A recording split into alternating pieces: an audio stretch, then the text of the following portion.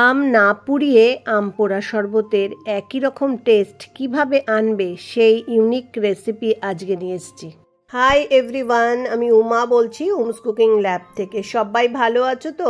দেখো, এখানে আমি 5টা আম প্রেশার কুকারে সেদ্ধ করেছি, অল্প জল দিয়ে খোসাটা ছাড়িয়ে নিয়েছিলাম আর ভালো করে পাল্প বের করে আটিটা ফেলে দিয়েছি। 12-13টা আমি শুকনো লঙ্কা পুড়িয়ে নিয়েছি আর এখানে গোটা জিরে আমি এমনি খোলাতে ভেজে নিয়েছি।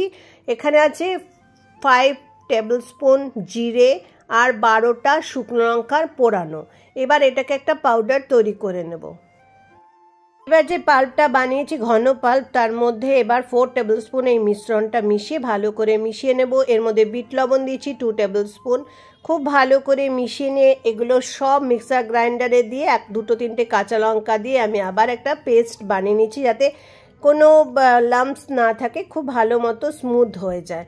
এবার একটা প্যানের মধ্যে 1.5 কাপ জল দিয়েছি, 2 কাপ চিনি দিয়েছি, দিয়ে এবার এটাকে ভালো করে ফুটিয়েছি। তার মধ্যে অল্প গুড়ও দিয়েছি, 1/2 কাপ মতো গুড় দিয়েছি।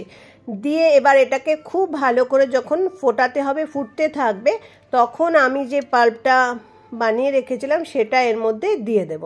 দিয়ে এবার এটাকে মিডিয়াম ফ্লেম করে একদম ঘন থকথকে হওয়া পর্যন্ত আমাদের 10-12 মিনিট ভালো করে ফোটাতে হবে, মিডিয়াম টু স্লোতে।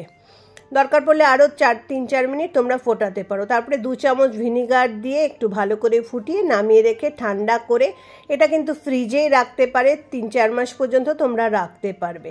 কিন্তু বাইরে রাখলে এটা নষ্ট হয়ে যাওয়ার সম্ভাবনা থাকে, কারণ প্রিজারভেটিভ নেই। আর দেখো, এর মধ্যে বরফ দিয়ে দিলাম, জল দিয়ে দিলাম, আর উপর থেকে কাঁচা লঙ্কা একটু কেটে দিয়ে দাও। ভালো লাগলে লাইক করে দিও। সাবস্ক্রাইব করতে কিন্তু একদম ভুলো না, প্লিজ করে দিও কিন্তু।